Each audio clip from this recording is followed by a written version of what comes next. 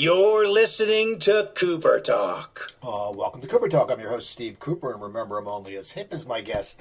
I gotta tell you something, people. It was around like 25 years ago. I'd moved from New Jersey to San Diego, and I was getting out of stand-up comedy, and I wanted to look into screenwriting. And I remember looking at a magazine, I don't know if it was Esquire or Rolling Stone, but it was about my guest. He had just written Things to Do in Denver When You're Dead, and Beautiful Girls was coming out. And it was one of those magazines. I got so many magazines back then. And now, all these years later, he's had a great career, which is something to say, because a lot of times writers have a hot streak in Hollywood and they disappear. But he's been working since then, and my guest is Scott Rosenberg. How you doing, Scott? Good. How are you? Good. Yeah, I remember reading that article, and it was funny. I went out and I rented Things to Do in Denver When You're Dead, and I'm a huge Warren Zevon fan, so that even made it better. But, you know, do you ever look back and say, wow, you know, you've been successful since '95? Yeah, I was just saying that to somebody, that it was, you know, we really are, really, especially writers, we're really no better than professional baseball players or football players. If you think about it, most have like a good, if you're lucky enough, you get a good 7 or 8 years. And so the fact that I'm going on, you know, getting close to 30, or 25 anyway, is amazing. I mean, it wasn't, you know, I don't want to, like everything else, there are peaks and valleys, you know. I mean, I was really hot coming out, you know, obviously you pay your dues and then you have a little bit of success. And then I was the hot young thing for a while, and then it kind of slows down. And I was just lucky enough to, you know, catch another wave kind of last, you know, 6-7 years. I mean, I never stopped working, but I'd gone a long time without having a movie made, which was really shocking to me, because the first 9 years of my career, I think I made 9 movies. Yeah. So then to go like my entire 40s without, I worked all the time and I rewrote, but I don't have one, and I did some TV shows, but I didn't have one credited. I don't think, I haven't really, I sound like I paid attention to it, but I haven't paid as much attention, but it really is, it's definitely a point of pride just to be still standing, you know. Who knows how much longer it will last, especially in the current climate, because you get old and you get, you know, all kinds of things, but we'll see. You know what amazes me? It's like you had just said something, you know, you were still working, but you didn't have anything made. It's like when I talk to actors who have a pilot, and they sit there and they go, oh man, I've done 10 pilots, nothing got picked up. And I'm like, yeah, but you still got that work, which is such an accomplishment that when you are working like you are and had that great success early, it's something that I think you take it for granted sometimes, that you're still working, and people are like, wow, you know, you're still working. Well, also, and this sounds super obnoxious, but you actually wind up doing better financially when you're not working, because, you know, you get a movie get made, and, you know, a lot of times with the movies, my movies, when they got made, you know, I would go at a set and I would be there and I'd be involved in it, so it kind of takes you out of the game, right? So I'm not writing for 7 months or 6 months or whatever. We're shooting Con Air, and I'm like, so when it's seemingly fallow because nothing's getting made, that's when you can write 3, 4, 5 movies a year, you know? So it's this weird kind of paradox. Now, what got you into writing? What kind of kid? I know you're from the Boston area, so I'm from the Philadelphia area, so we grew up, we're the same age, we grew up loving sports, and we've both gone through the same time where our football team sucked. Now your football team's been great, and we've gotten good. And I think for me, a lot of my time before getting in entertainment was, I was attracted to sports. Were you a guy who liked sports when you were a kid, or did you like writing, or was it a mixture of both? Well, I mean, growing up in Boston, you know, we had to like sports. I mean, that's just baked into the cake, isn't it? We had some great, you know, again, tremendous Bruins teams in the early 70s. Patriots weren't very good. Red Sox, you know, coming and going. And obviously the Celtics were eternal. And my father was a huge sports guy. My brother, I was always into sports, all my buddies. But I was also very much into movies, and I was very much into books, and I was very much into music. I didn't play sports. I wasn't an athlete, which I've always, it's you know, one of my great sorrows that I was never an athlete, but I think it served me well, because it sort of forced me to spend a lot of time at home with my thoughts, watching television and going to movies and reading novels, which I think suited me later on. But the writing thing was just, honestly, and I've said it a million times, it truly was the only thing I was good at. Like, I'm not trying to be, like, charmingly self-deprecating. Like, I sucked at everything else. I was terrible at math. I was terrible at science. I wasn't an athlete. And I had a couple of teachers that really, going back to like second grade, Mrs. Gordon, who really, so, it's funny, I can name them. It was second grade was Mrs. Gordon, fifth grade Mrs. Crow, sixth grade Mrs. Prott, seventh grade was Mr. Putnam. These were the teachers that genuinely were like, oh, that kid is going back to second grade. I was the kid who, if a teacher was leaving the school or moving away or something, they would make me write a poem and read it to the assembly. I was that kid, and it was just always something that I kind of was good at, came easy to, and I didn't know that I was going to make a career out of it, but I was always writing fiction. I was always writing short stories. And then eventually you just, I've always loved movies. And so you sort of, wow, is it possible that I could rock these things together? I definitely had some vague notion that I was going to be a novelist or something. That was sort of the top of mind early on. It's funny you mentioned teachers, because I was just talking to someone about this the other day. I had a teacher in high school named Dr. Dwyer. I still remember he wore a white turtleneck and had glasses like I have and you have now, but back then people weren't wearing glasses like that. Right. And I wrote a paper, How to Give a Wedgie. And he thought it was funny. I ended up going into comedy, and just because, but he encouraged me, which I think for you it's important when they see that, they tell you something, and, you can hear from your friends or you hear from your parents. But we're at the age where when you heard it from a teacher, you respected your teacher. It was a real, like, a positive thing. Absolutely. Because that was, especially back then, like, your parents weren't really encouraging you because they kind of didn't know what to make of it. So, and same with your friends, so it was obviously coming from the teacher, it carried so much more weight, and like, wow, maybe this is something that I should keep on doing, So you went to college, and then you ended up going to UCLA after you graduated. What took you out to the West Coast? Well, I went to college. I went to BU. I was a communications major, and I was a creative writing minor. I got into the graduate creative writing program as an undergraduate, which was kind of amazing. It was taught by this guy, Leslie Epstein, whose son wound up being the GM of the Red Sox, who reversed the curse, Theo. Later, but back then he was a little kid who came to visit his dad. And Leslie was a novelist, and his father, don't want to say his father or his grandfather, like co-wrote. His father and his uncle wrote Casablanca. And he was it was just an amazing professor who, again, saw something in me as a 19-year-old and got me into this graduate creative writing class where they all hated me, because it was like guys in their 40s and 50s, girls and guys in their 40s and 50s who wanted to be novelists. And then I was this young punk kid who would like just churn out these like 30-page stories like the night before. I was so arrogant. But he really, really was, he was sort of the apotheosis of the encouragement. Like, you should do this. Not movies, but you should be a novelist. And, I didn't know what I was going to do after graduating. And I've told this story before, too. It's just this girl that I liked was moving to L.A. She was moving to L.A., and I liked her. And I was like, and one of my buddies was like, I think I'm going to L.A., and you want to come for a little bit? And I was like, oh, Trish is going to be in L.A. Yes, I want to come. So it's true that my career just completely, I have stalking to thank for my career. So I followed her out there. We wound up dating for 7 years, so that was a happy ending. But you're in LA and you're a writer, and all of a sudden you come to, everybody you meet is working on a screenplay, and this was the 80s. And so I just started. I was like, I'm going to try this. I read some scripts. I remember I read The Verdict by Mamet. I read Shane Black's Lethal Weapon.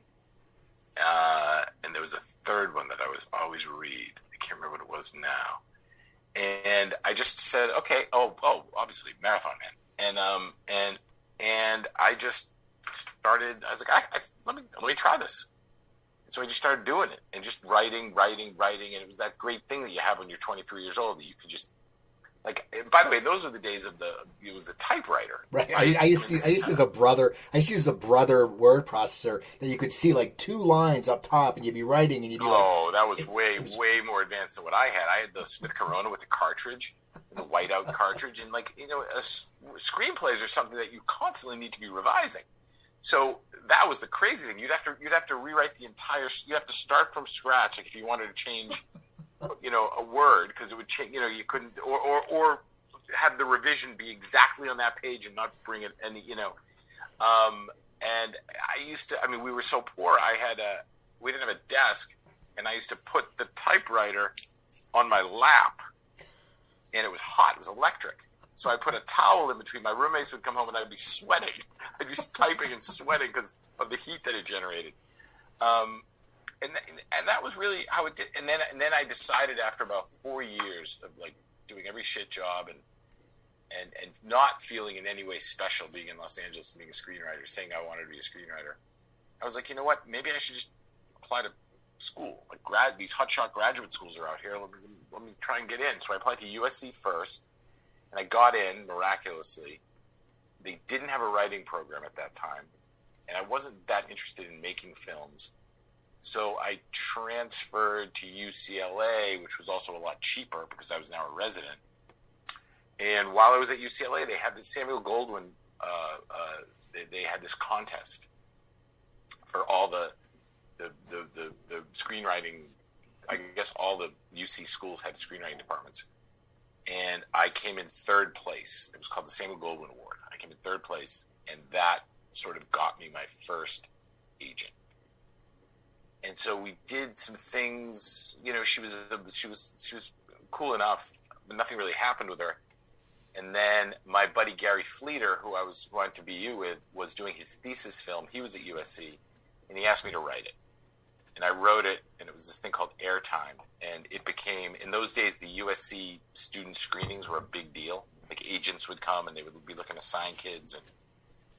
And I wrote it, and it became like the hot student film of that year. And we signed with the new agents. And Joel Silver, the producer who did Lethal Weapon and 48 Hours and all those movies, he flipped out, and he loved it. And he said, pitch me something and I'll buy it. Like, I want to work with you guys. So we pitched him this idea. He bought it. And the minute, it's just the old cliche is so true. The minute he bought it, the minute one person sort of validated you, then all those other people that I'd had these meetings with when I was with the other agent, they all just kind of stepped up. And they were, let's get into business. So I sold the pitch to New Line, and I did an adaptation of a Michael Connelly Bosch novel at Paramount. And then my father got sick with cancer and died, and I wanted to deal with it. And I wanted to deal with it in not the traditional sort of movie of the week way. And I just went home one night and I wrote Things to Do in Denver When You're Dead, which was a complete metaphor for terminal disease, And then that was exactly the time where the Quentin thing was just starting to happen. And so it was a blessing and a curse. It was a blessing because everyone was looking for Quentin style shit, and it was a curse because a year later we were just one other Quentin ripoff. I remember saying, because we did it at Miramax, and I got to know him, and I remember before my movie came out, I remember saying to him, "I'll give you $1 for every review of my movie that does not mention your name, and I guarantee you I will not pay you a penny." And it's true. Like if you could Google 300 reviews of Things to Do in Denver, and you will not find one that does not mention Tarantino's name. And then after that, I was breaking up with that girl. That I know this is a super long-winded answer, but it's a podcast. I was breaking up with that girl of 7 years, and I sort of wanted to deal with that. And I come from this blue-collar town in Boston, and all my buddies were nearing 30 and struggling with commitment. They were all snowplow guys. And I was like, I want to write about this. And that was Beautiful Girls. And sort of in between then, off of Denver, I got the chronology a little wrong. Off of Denver, Touchstone brought me in and said, "We love your script. we had this idea. It's based on a real thing. You know, the Marshal Service flies convicts around the country. It's called Con Air. We'd love you to write it, but the only thing is we don't want it to be Die Hard on a plane. Go figure it out. So it was like the three things, Denver, Con Air, and Beautiful Girls, sort of back to back to back, all kind of very different, is what sort of like made everyone aware at the time, like, oh, there's a new guy in town. You know? Now, the thing is, like, all those movies had great casts. I mean, as a writer, that must make you feel great because, you know, you always hear, you know, they can compare it to Tarantino, but it might have, like, some, you know, B guy. But all those movies had great casts. So as a writer, did you find that, you know, when you saw them speak your words, was it a big compliment, or do you think, well, you know what, they were saying that line wrong? Because you probably envisioned how it all came out. Yeah, I mean, I was really lucky in that they were very, again, those scripts especially were very, very, they had a rhythm to it. The actors came, they got great cast because there was lots and lots of dialogue. And, you know, I remember when I was feeling very, very discouraged early on in my career, and I met this junior agent who'd read some of my stuff. This is before I'd had even a modicum of success. I don't even know if I had an agent then. And he said, "Don't worry, Scott, you're going to be fine." And I said, "What do you mean? How can you say that? I've been out here for 3 years and nobody's interested." He said, "Because you write great dialogue, and actors drive movies, and actors want to say great dialogue." He goes, "Trust me." And I was like, "Okay, I hope you're right." But it was like I just remember, you know, on Denver, Chris Walken on Denver was, what were you going to say to Chris Walken if he decided he wanted to change his line? It's your first movie. You're scared shitless. It was so the opposite. If he missed a comma in my script, he'd be like, "Oh, whoa, wait, stop, cut." Like, he cut himself.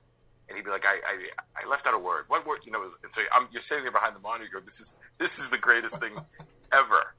And then eventually you're going to run into, of course, actors who, you know, listen, I have never had a problem with an actor wanting to change my dialogue if he's going to improve it. Like Nick Cage was great at coming up with shit that was just, and so that's a pleasure.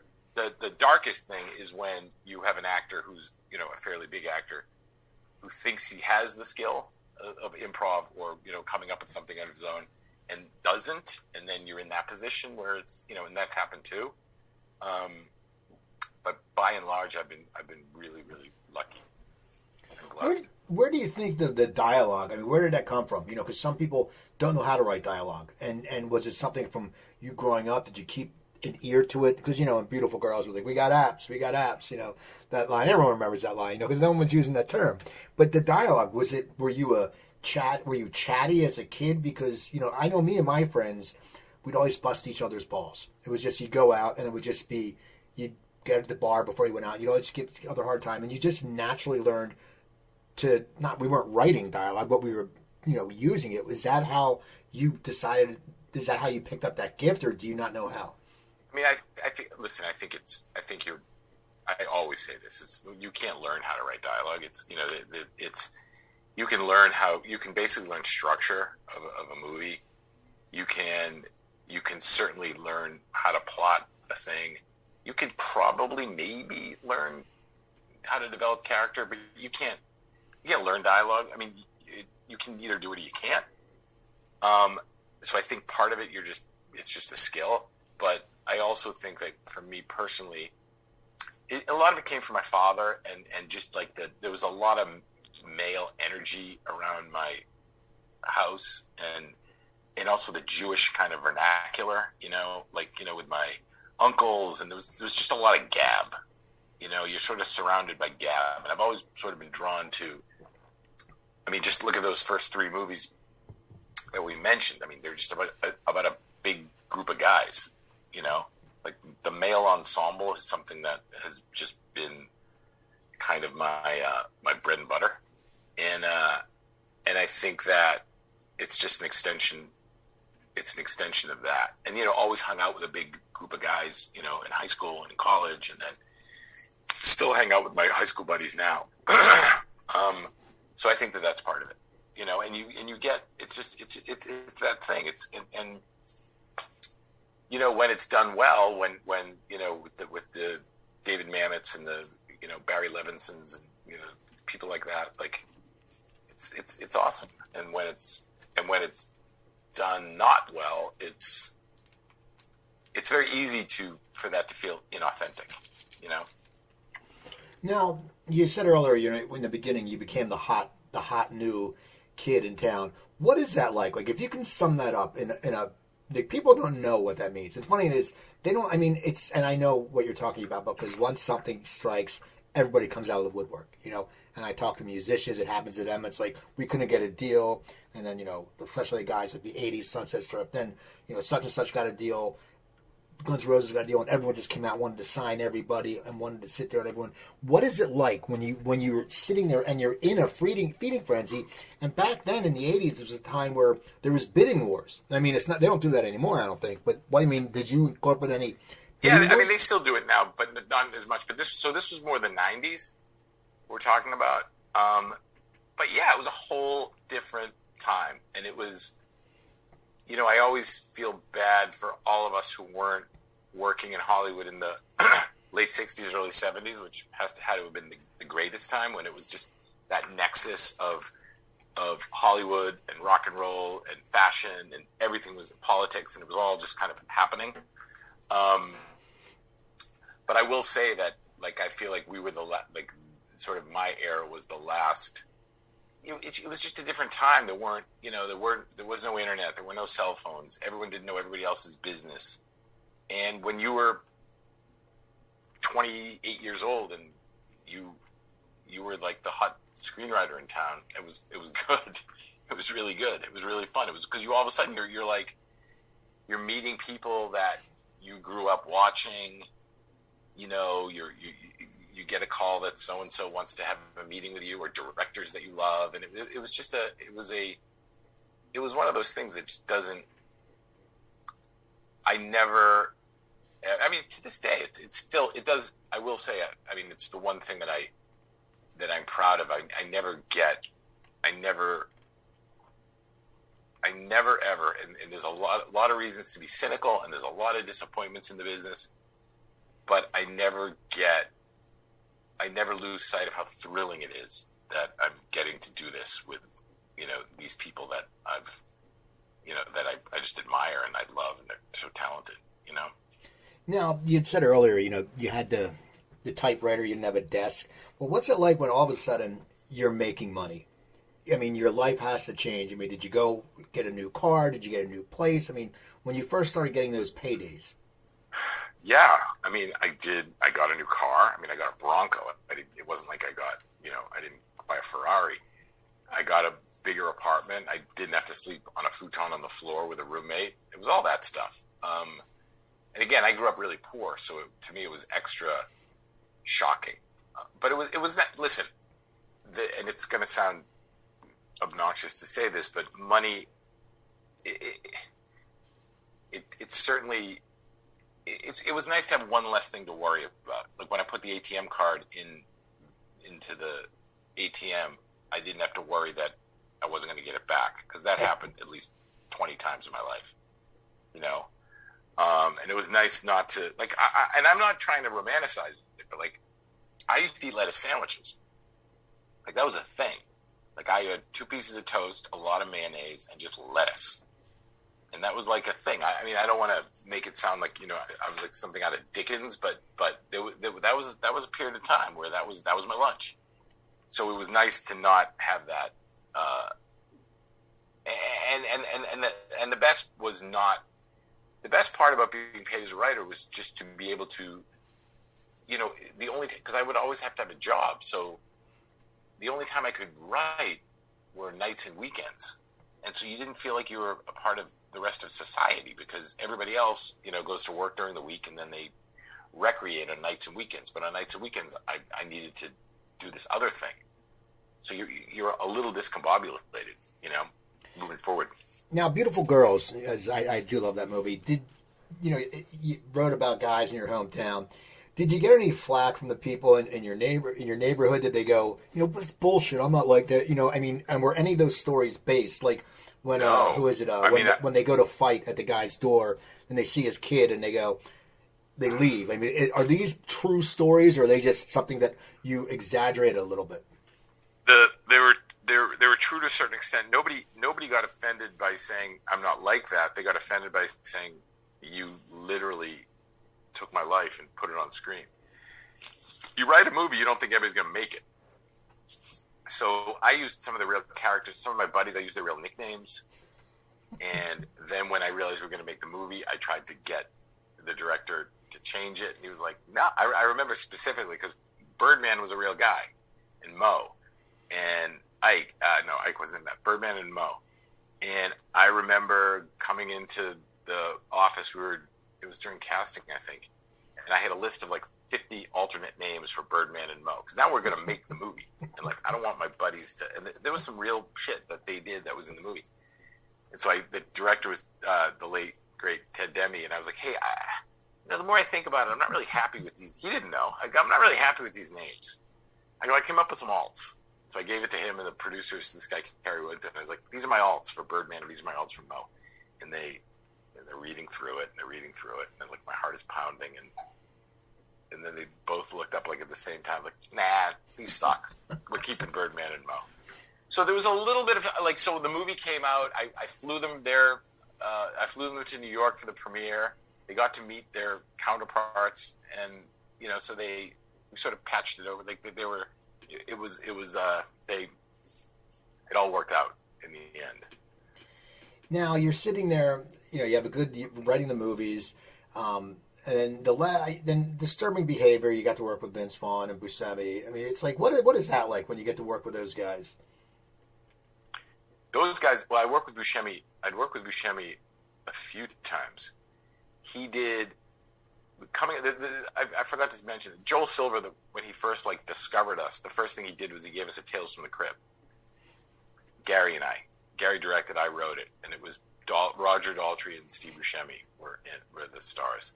So I knew Steve then, and then I did Con Air with Steve. Steve was in Denver. Steve was in Con Air. I worked on Armageddon. Steve was in Armageddon. So I've worked with him quite a bit. And Vince I just knew socially. But that wasn't Disturbed Behavior. Disturbed Behavior is a different movie. That was Domestic Disturbance. Oh God, okay, my bad. Right. Yeah. So Disturbed Behavior was a James Marsden, Katie Holmes picture that nobody saw. Now, what was your target in genres? Because you jump around. Like Con Air was action, Beautiful Girls was more light, and all of a sudden you're developing. When you sat down, did you always want to write something different, or did you sit there? That was it. That was the only mandate. The only thing I said was I would like whatever I'm writing now to be completely different from the one I just finished. That was kind of because I felt like I was relatively versatile in that, and I didn't want to be pigeonholed as the Con Air Gone in 60 Seconds guy. The same way I didn't want to be pigeonholed as the I mean now it's you're not getting. I'm not getting pigeonholed. It's funny. I had to laugh though, because I'm doing this thing.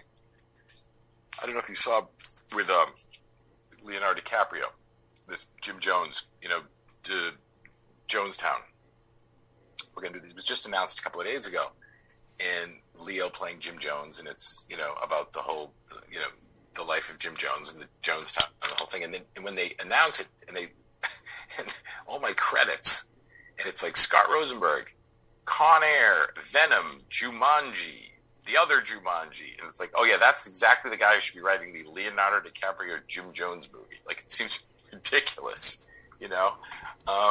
But to your point, I mean, I think that's part of that's the idea. Is you want to, especially now, 25 years into it, you really want to try and constantly be challenging yourself, and trying to elevate. I don't know how much longer I have left, doing this.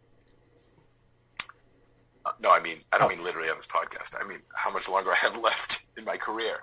So you want to try and, just do things that you hadn't done before.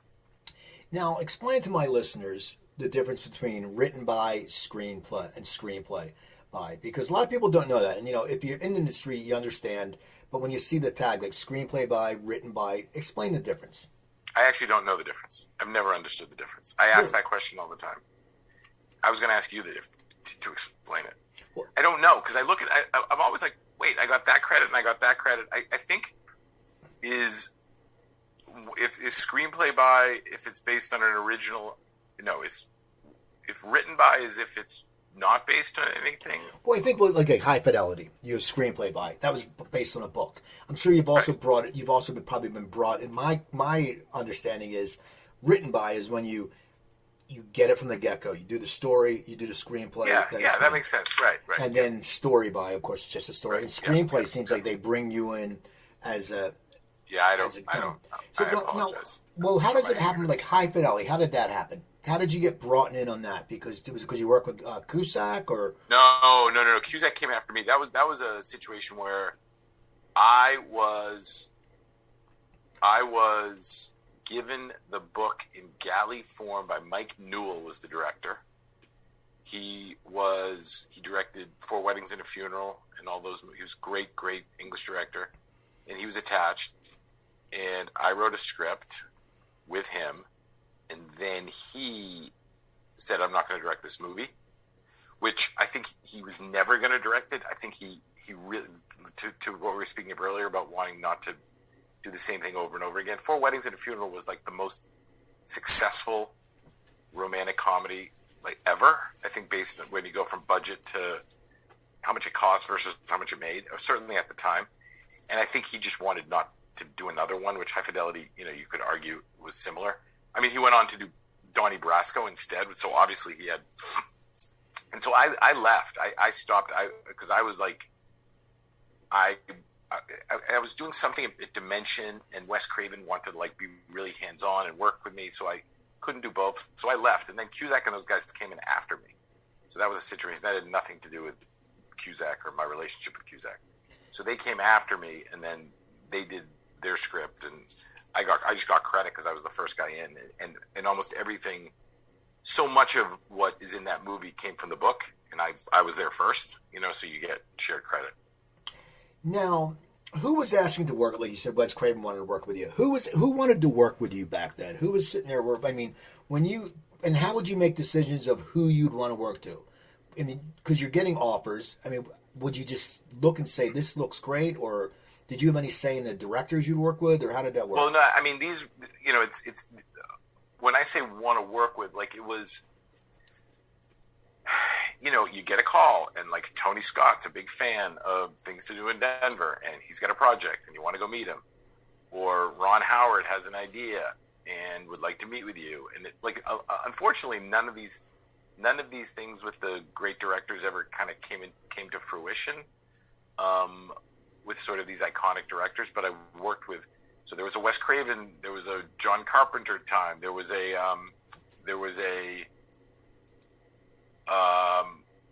Jim Brooks was going to direct Beautiful Girls early on. So I did the dance with a lot of these kind of amazing directors. It's just nothing ever, we never got the movies made for a variety of reasons. So you're writing movies and eventually you transition to TV. What made you decide to do that? Was that something that, because it's, as you said, when you're writing on a movie, you're sitting there, you're doing the screenplay. Now, you were someone who actually went on set, you said a lot, so you're still involved. But TV, it's like isn't it a lot longer days? Or what made you what made you decide to go into TV? I fell into it, but I will tell you that it just seemed like the thing to do at the time, and there was a little bit of lull in the movie career and everything else. But I will tell you, it was, as a screenwriter in the movies, to all of a sudden be a writer in television, it's night and day. You're just, my first day, I remember I met with like 3 casting directors. I liked one, and I went to the executive, and I said, I liked her. And the executive was like, okay, she's hired. And that was so shocking to me. I was like, huh? Because I said she's hired? Yeah, of course. I mean, you are the writer is the boss. The writer is the king. It's not the director. And there was something really, really obviously that part is great, but more importantly, is in a movie, in the best case scenario, it's a year from page to stage, right? In television, you're writing a script, and a week later, you're shooting it, and that instant kind of gratification can't be beat, you know. But it's simply the hardest job in all of entertainment is the hour-long television, for sure. Especially back then, in those days when it was in the 22 episode season and, you know, all that stuff. Like, there's nothing when you're, especially when you're the guy running the show, because if you think about it with a movie, you write the script, you're in prep, you shoot it, you're in post, you're doing the music. You know, it's one continuum. So in television, you're writing the script for one episode, you're casting for the second episode, you're shooting a third episode, you're in post on the fourth. It's all happening at the same time, and you're the primary. You're the guy in charge of all of it. And I had two partners for much of it, and how these guys do it without, you know, who do it alone. Some of these showrunners, it's just insane to me. It's so hard. How did you find your partners? I mean, were they something that the network put together? Because I've talked to people where the network has put someone with someone. Or how did you guys get... Two of these, the Applebaum and Nemec, I worked with on this other show that I did early on in my career that nobody ever heard of for Showtime, called Going to California. And I was a gigantic feature writer at that point, and I was just like, yeah, I'll do it. It was based on this book, this novel, unpublished novel that I'd written. 20 episodes. We shot it on the road, and I was like, I can write every episode. And it was Showtime, and before Showtime was even anything. And they were like, no, you can't. And we're giving you a seasoned showrunner, which they did. And he had these young writers that he'd worked with before, and it was Josh and Andre. And then that was my entire staff. And they were young, and they were sort of coming out of they really hadn't done much of anything. And then they just became, you know, they became my guys. And now we've grown. We added this other guy, Jeff Pinkner, who came from, they went on to work on Alias, and they met this guy, Jeff Pinkner. And now it's the four of us, and we've done really well as far as we have a show called Citadel for Amazon. That's this big show that's coming out soon. This thing, Cowboy Bebop, is premiering next week on Netflix. And we're doing the show called From for Epix. And we did High Fidelity that unfortunately just got canceled. We had the TV version. So it's been really good. But it started because we just all really liked working with each other. They all have feature careers. But it was just something that, you know, all four of us could do together. Now, is there any battle of, let's say, ego when you're in a room, when you think something's right and they think something's right? And if there is, how do you dissolve that? How do you make sure it all works out? Do you take it to vote or what? Well, the way the company works now, and it was different back in the, you know, when it was just Josh, Andre, and myself, but because there's four of us, each guy is first chair on a show. So it's only two guys per show because it was too many voices. It was unwieldy. So, and then when the show goes into production, you go from two chairs to like there's one guy, and it's his, and it's basically his show. So the executives know who to call and everything. So but we never had problems with, you know, we were friends before we were colleagues, and there's minor skirmishes, but it's never about ego. It's always about the best idea ruling the day. Now, when you would develop the shows and when you wrote the shows and you created the shows, do you have a big game plan past season one? Do you have like a spec where you go, well, if it goes 5 seasons, we want to know where it's going? Or do you guys sit there and take it in, and you go, okay, we're going to get the first season done, and as you're going through and writing and watching the final product, deciding which way you're going to go? You have to have a general idea that in a perfect world where, I mean, the network's going to want to hear it, right? They want to hear It's funny now. It's different with the streamers who they don't really want you to go past 3 seasons, but it certainly wasn't that way back in the day, where it's like, they want to go as long as possible. But I think generally you need to know, even at the pitch stage, you don't need to know, be super granular about it, but you need to know generally, in a broad sense, where it's going to go beyond. You have to know exactly what happens in season 1. You have to know generally, but with a little more specificity, season 2, and then I think in a macro sense, you need to know about season 3 and beyond. But you don't need to know every single beat for sure. Now, what's it like when a show gets canceled? I mean, you've had a good career. Things happen. Is it devastating when it happens? Are you pissed? I mean, because I always talk to actors who are waiting, for the call, and it's something that they don't know, and it's not an actor can't just jump and get another show. I mean, for a writer, you can transition because it's what you guys do. But what's it like when you find out your show is not getting picked up? It really sucks. It really, really sucks. And it's especially because, like I said, it's so hard to make those shows, and you bond so much with your cast and with your crew that when all of a sudden they say, okay, you're not going to get to do it anymore, and all of a sudden you fall in love with the world that you created and you love, it's devastating. I mean, the first 3 shows that we did, none of them, one lasted 2 seasons and the other 2 lasted a season each, and they're blips in the history of television. But the first one was this thing called October Road that we did for ABC that was kind of based on Beautiful Girls. And if you told me that I could have written that show with that cast and with Josh and Andre for the next 10 years of my life, I don't care if anybody was watching it, stick us on Friday nights at 10 o'clock, I don't care, but that's my job, I would have been just delighted. I loved writing it. And then after that, it was this thing called Life on Mars that we did also for ABC. It was the same thing. October got canceled, and I was like, fuck Life on Mars. I don't want to do Life on Mars.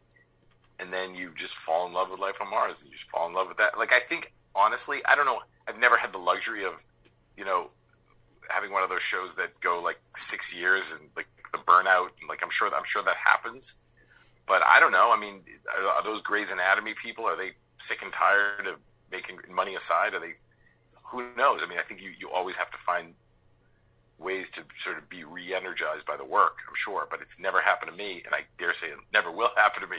I can't imagine there's no world where I have a show that runs for 7 years in my future. I don't think I'll be alive for another 7 years. So now, when you said the show gets canceled, you don't want to do Life on Mars, and then it gets only lasts this long. How do you mentally get yourself back? Because do you go into that next show thinking, okay, it's going to be great. It's going to be great. And then all of a sudden it ends and you go, what the fuck was I thinking? I mean, it's just, again, it's being a Red Sox fan, that it was every spring.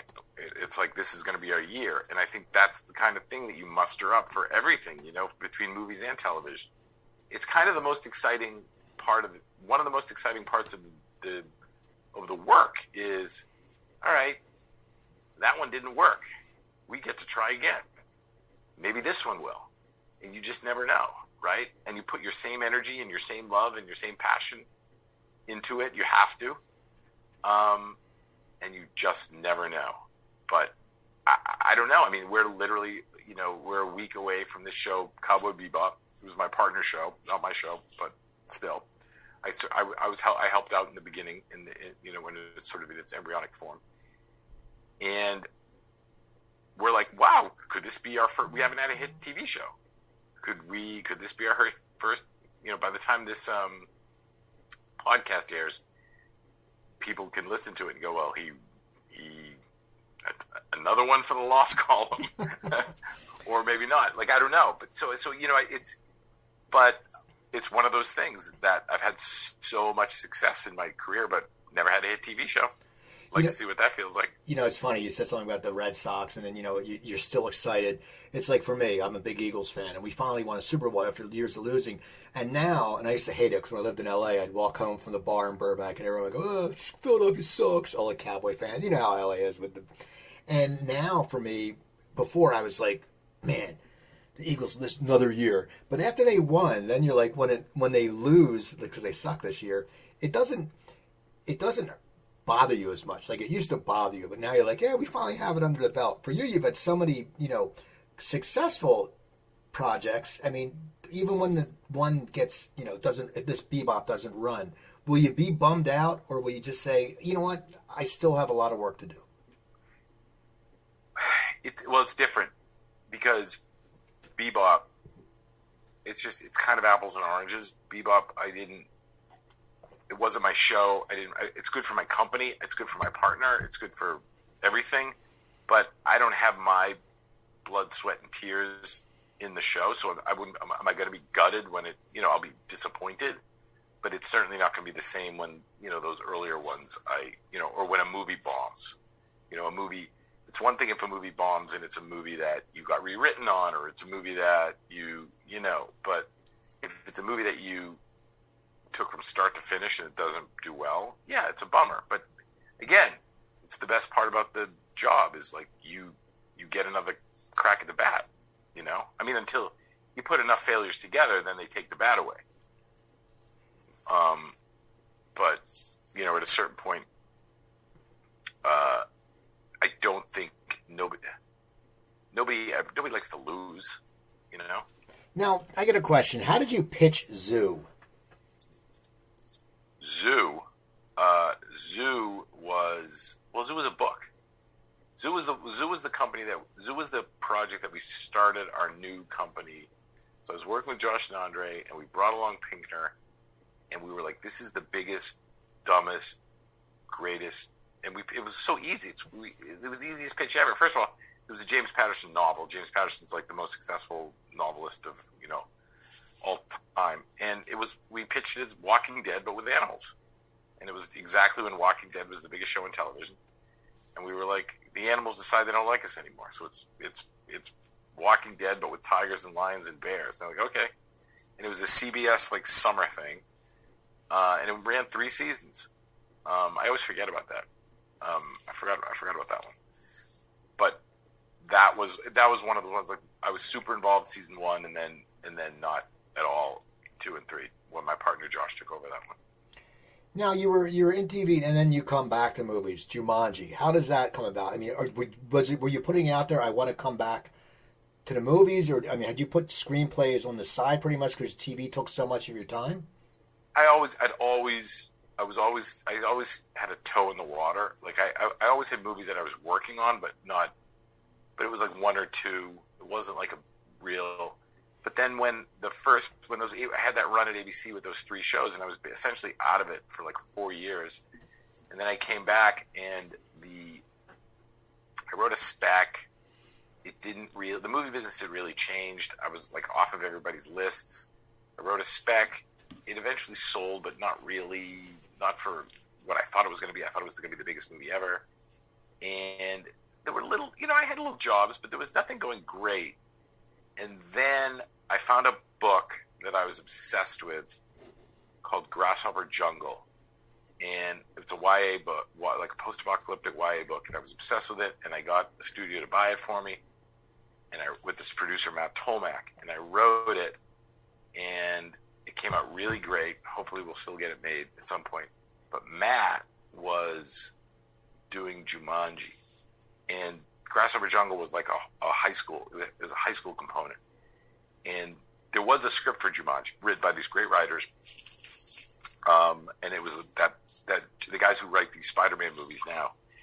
And there was a script, but the script had issues. And so I had written this Grasshopper Jungle, and it had this whole high school component, and the kids in Jumanji were high school, and Tomac said, hey, will you rewrite this script? And it was with one of my TV partners, Jeff Pinkner, who was helping him, who had written Spider-Man for him. So it was just this weird confluence of events that got us on that movie. Now, did you think when that movie came out there would be a second one? tell you, when we went to the table read in Hawaii of the first movie, and watching those actors say those words aloud for the first time, and when I realized how strong this concept was, and again, I didn't invent the concept. It was these Chris McKay, these other guys.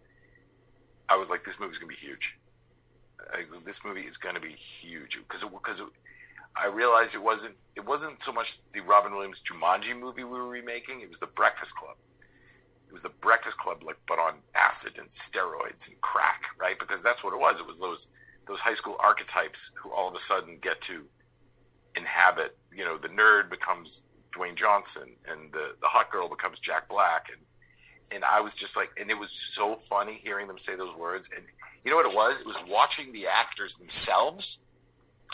We're all sitting around a big table in a hotel room in Oahu, or a meeting, whatever it was. And it was watching them realize just what kind of gold this was. I didn't think it was going to be as successful as it was. I mean, the movie made almost $1 billion, but I just knew we all sort of felt it together because it was just something very, very special. Before you even get into the effects and all the great stuff, and the director Jake Kasdan did such an amazing job, but just that jumping off point of these 4 kids who are now,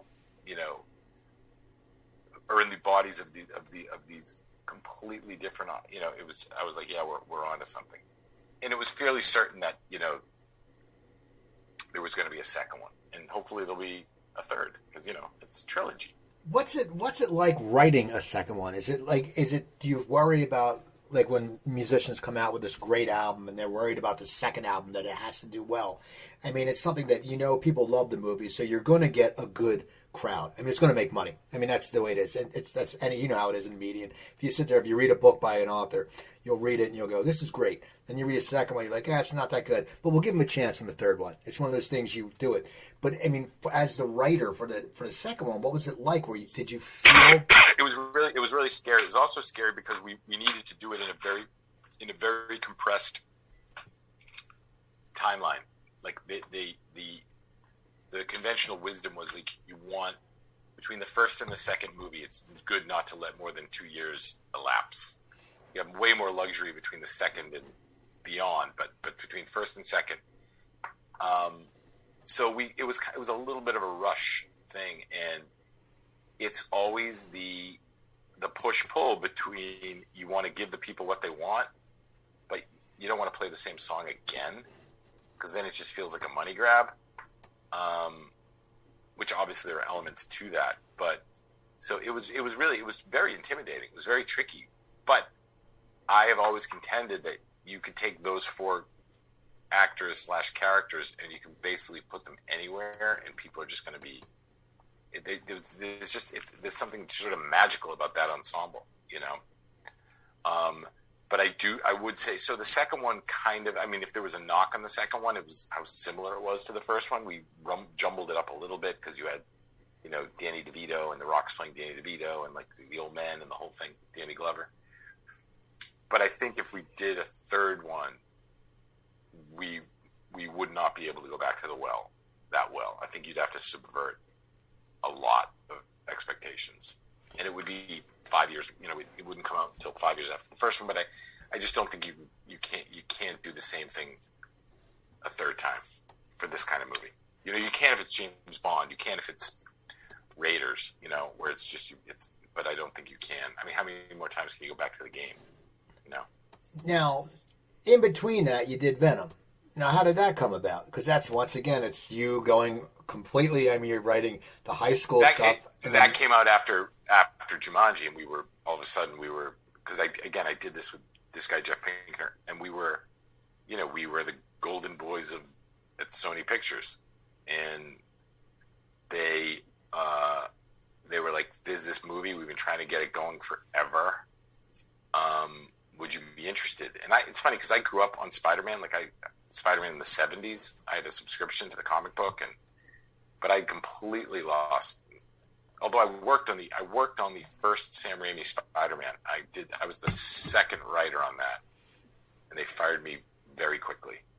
But I completely lost touch with Spider-Man, certainly in the comic book world. So I didn't even know who Venom was. And it kind of served us because the idea was, it was the very first thought when I realized who Venom was. I was like, oh, the only way they have to tell the story is it's all of me, right? He has to be, because the way Venom is Venom's like Hulk. He's Eddie Brock, and then he turns into Venom, and then but the idea that they could actually communicate with each other, so when he's Venom, Eddie's inside him, and vice versa, and so it's literally Lily Tomlin and Steve Martin. I was like, that's how you do this movie. And they were like, oh my God, that's genius. And I was like, are you serious? Nobody ever thought of this? You've been trying to develop this for 7 years and nobody ever thought of this? And so we wrote that draft. We did like 30 drafts with the director.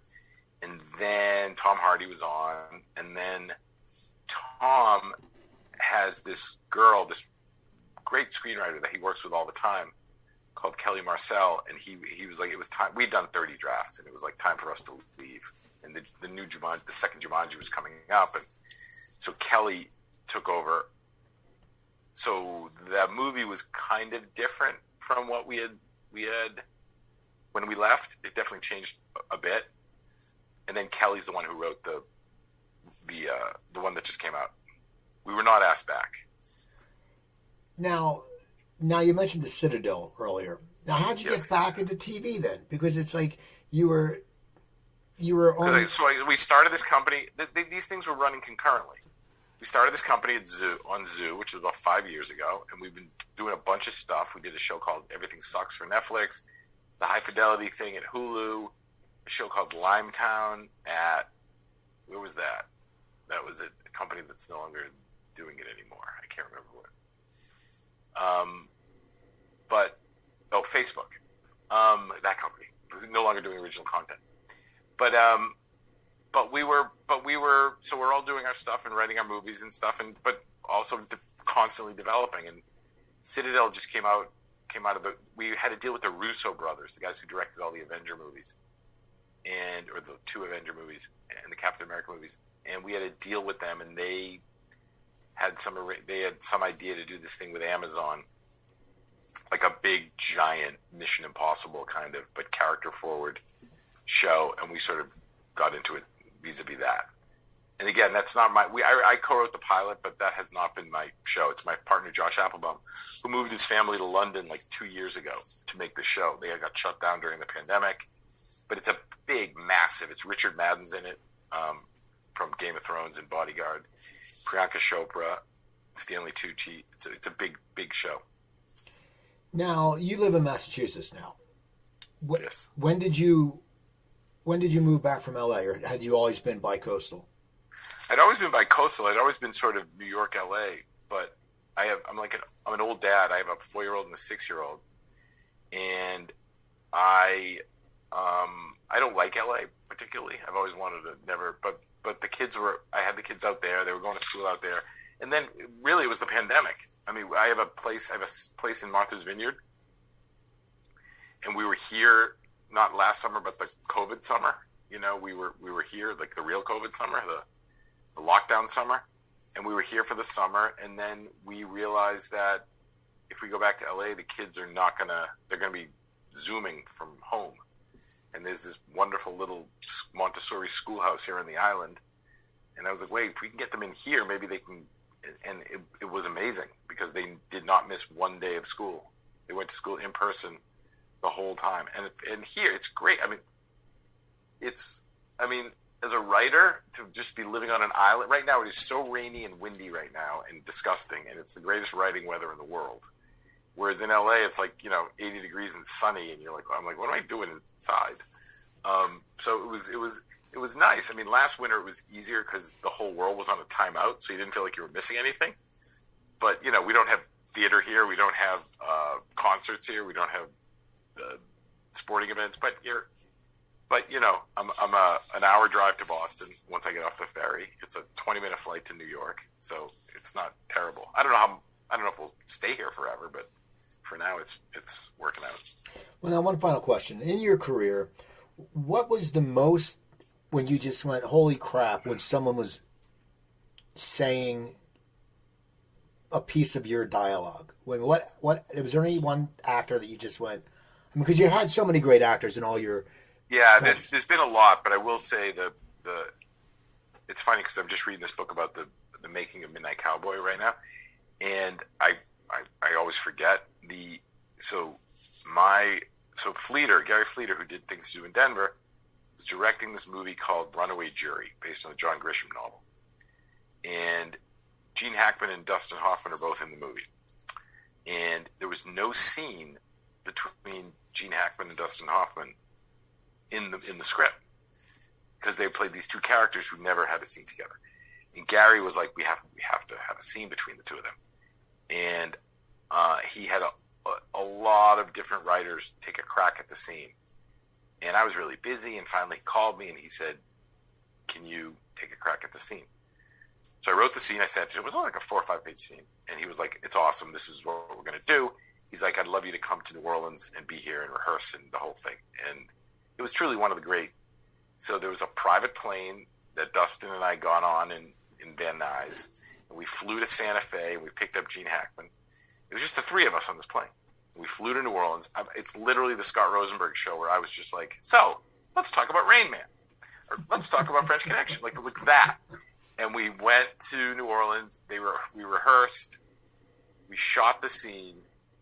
And that night, they were both wrapped. It was the end of the show. And that night, like, I went out with just me and the two of them. And we went to a basketball game. The Lakers were in town, and we went to the basketball game. We got super drunk. We wound up at, like, that chef, whatever his name is, on Bourbon Street, the Paul Prudhomme restaurant. Me, Hackman, and Hoffman. I was like, this is pretty much as good as it gets, you know, for the kid who, grew up. I mean, it's in large part. Poseidon Adventure was the movie that made me want to get into movies, you know, and I just think about The Graduate, Marathon Man, and Midnight Cowboy, and French Connection, and so that was wild. That was one of my, we take lots of pictures with famous people. We obnoxiously hang them on the wall of our office, but the one of me and Gene and Dustin is that's a keeper. Well, that's awesome, man. I want to thank you for coming on the show. People, go onto IMDb, look up Scott Rosenberg, watch all his stuff. Just go watch it, buy it, and whatever you want to do, just watch it. He's had such a big chunk of Hollywood, in the last 25 years. You have what else is coming up for you? Do you have anything besides the Jim Jones? Besides that? Yeah. So Cowboy Bebop comes on next week. We have this thing Citadel. We have this show called From. As far as on the movie side, I'm writing this thing called One Punch Man, also with Pinkner, which is based on another anime. We're writing that for Sony. What else do I have right now? The Jim Jones thing. I have a movie called Dashing Through the Snow at Disney. It's a Christmas movie because nobody writes a Christmas movie better than a Jew. And what else? Yeah, and then there's something else that we're working on now that we can't talk about, but it's part of the Spider-Man adjacent universe. They won't announce it. They haven't announced it, but the way that Venom and Morbius and Craven, they're doing all these. Sony's doing all these sort of Spider-Man adjacent. But for some reason, you are literally not allowed to. I keep saying, why don't they announce that? It's been, we've been working on it for quite a while, but I don't know. So there's a lot going on. It's definitely a busy time, which is good. Well, that's awesome, people. So go check out Scott Rosenberg. Go to my website, coopertalk.net. You can find over 880 episodes. Email me, coopertalk.net. Twitter @CooperTalk. Instagram @CooperTalk1. Remember, I'm Steve Cooper. I'm only as hip as my guests. Don't forget, drink your water, eat your vegetables, take your vitamins, and I'll talk to you guys next time.